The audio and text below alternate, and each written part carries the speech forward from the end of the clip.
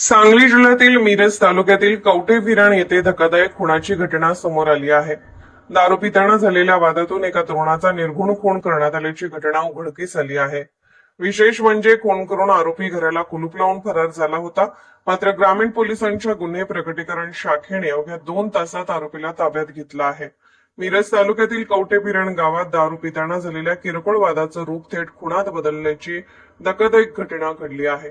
या घटनेत सचिन सुभाष पाटील वय 35 यांचा जागीच मृत्यू झाला. मिळालेल्या माहितीनुसार मृत सचिन पाटील आणि संशयित जगन्नाथ विलास भोसले हे एकमेकांचे मित्र होते. दोघेही मजुरीचे काम करत होते. आज सकाळी 11:30 वाजण्याच्या सुमारास सचिन पाटील हा जगन्नाथ भोसले याच्या घरी आला होता. त्यानंतर दोघांनी एकत्र बसून मद्यप्राशन केलं. मात्र दारू पित असतानाच दोघांमध्ये वाद निर्माण झाला.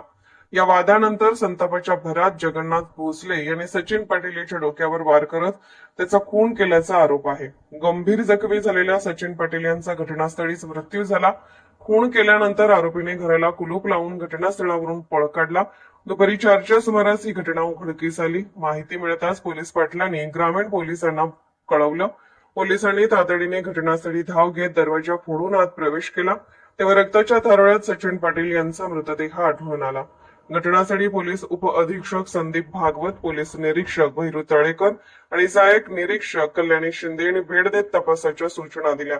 फॉरेन्सिक पथकानेही घटनास्थळी पाहणी केली. दरम्यान आरोपी जगन्नाथ भोसले हा गावातील एका व्यक्तीची दुचाकी घेऊन फरार झाला होता. तो दुधगाव परिसरातून निघाल्यानंतर कोल्हापूर जिल्ह्यातील अंबोप येथे असल्याची माहिती पोलिसांना मिळाली. त्यानंतर गुन्हे प्रकटीकरण शाखेच्या पथकाने तातडीने छापा टाकत आरोपीला ताब्यात घेतलं. या खुनामागचं नेमकं कारण अद्याप स्पष्ट झालेलं नसून पोलिसांकडून आरोपीची सखोल चौकशी सुरू आहे.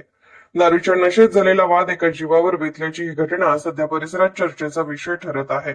या प्रकरणात पोलिसांचा पुढील तपास सुरू आहे.